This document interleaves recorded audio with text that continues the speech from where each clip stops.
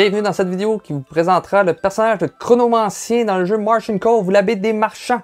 Comment qu'on fait le placement de ce personnage? Vous allez d'abord mettre le Chronomancien sur son emplacement ici, son assistant ici. Vous allez mettre les deux tuiles de départ qui sont représentées avec le petit icône ici de drapeau à damier en haut. Et vous allez prendre deux tuiles au hasard en bas. Faites à noter, vous allez devoir les mettre sur les côtés blancs, parce qu'il y a le côté avec des lignes bleues. Chaque tuile au départ devra être sur le côté blanc. Ensuite, vous faites une pile avec les restants des tuiles, mais vous les mettez sur les côtés bleus. La différence, c'est que les tuiles du côté bleu sont beaucoup plus efficaces, elles vous coûtent beaucoup moins de temps. Donc, ce personnage-là, qu'est-ce qu'il y aura de particulier? C'est au début de la partie, ça va vous coûter, chaque action va vous coûter beaucoup de temps. Chaque action, en fait, va vous coûter 2 temps ou même de la corruption. Mais plus vous allez avancer dans la partie, moins ça va vous coûter de temps pour chaque action. Donc, à votre tour, vous allez devoir bouger toujours l'assistant en premier.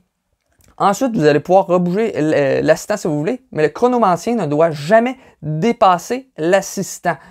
Fait aussi à noter, lorsque l'assistant est ici, l'assistant ne repartira pas dans l'autre sens tant que le chronomancien ne sera pas à sa position ici. Donc, vous pourriez décider de faire l'action ici. Vous allez faire, dans le fond, vous allez cumuler les deux. Dans ce cas-ci, je ferai 2 temps et une corruption pour gagner une ressource. Donc, lui, il est très efficace pour produire des ressources. Comme dans ce cas-ci, je pourrais décider de prendre une petite ressource rouge. Ensuite, je pourrais prendre justement mon chronomancien. Comme je vous l'ai dit, vous ne pouvez pas dépasser l'assistant. Donc, ça vous coûte 2 temps et vous accumulez déjà une petite ressource jaune. Donc, vous voyez, il est très efficace pour produire des ressources. Ensuite, il y a l'action pour recruter des assistants. Lui, il y a la particularité que plus tard, ça pourrait vous coûter qu'un seul temps, peu importe où est-ce que vous le prenez. Vous ne vous fiez pas au plateau central pour les actions de temps pour le chronomancien. Ensuite, lorsque vous arrivez avec votre assistant ici, vous prenez 2 jetons ici, celui de votre choix.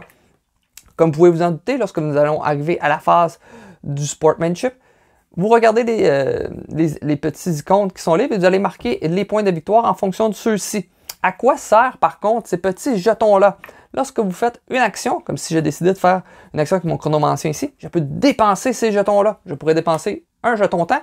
Comme ça, l'action ne vous coûterait plus 2 temps, mais un seul temps. Même, je pourrais dépenser un deuxième jeton temps et l'action ne me coûterait aucun temps. Donc, ça serait encore à mon tour. Par contre, vous ne pouvez pas dépenser 3 jetons temps pour reculer sur la roulette d'action. Lorsque vous amenez votre chronomancien à cet emplacement-là, ça vous coûte un seul temps. Vous prenez la tuile de votre choix ici. Donc, je pourrais décider de prendre celle-ci. Vous le mettez sur la colonne 2. Vous faites tout simplement glisser les tuiles, tout simplement comme celle-ci. Cette tuile-là est retournée du côté bleu et ira dans votre pile de tuiles que vous allez décider. Donc, comme ça, plus la partie avance, plus vous allez avoir des tuiles beaucoup plus efficaces. Et on recommence tout simplement avec les mêmes choses. Nous allons arriver ici. Même chose, je pourrais décider de prendre une tuile bleue et je déciderai de la faire glisser comme ceci. Comme vous voyez, il y a des icônes différents sur ce personnage, comme ici. Je pourrais tout simplement marquer immédiatement le nombre de points de victoire en fonction du nombre d'ouvriers, d'aventuriers verts sur le plateau central. Donc, c'est comme ça que se joue. Lui, il produira quand même beaucoup de ressources, mais au début, ça va vous prendre beaucoup de temps faire vos actions. Mais plus les tours avancent, comme vous voyez, les tuiles bleues, justement, si je fais l'action ici, à partir de maintenant, je pourrais produire une petite ressource verte pour qu'un seul temps.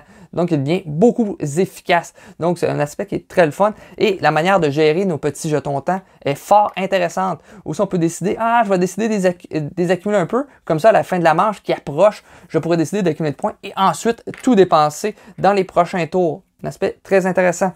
Les actions, lui, lorsque vous faites activer tous vos emplacements, vos assistants, en fait, vous pouvez échanger une petite ressource contre une autre petite ressource, échanger une petite ressource pour la même couleur d'une grande ressource, ou une grande ressource et en avoir 2 petites ressources. Comme ça, vous avez une manière de vous ajuster en fonction du marché, un peu avec ce que vos adversaires vont décider de faire pour le marché dans la baie.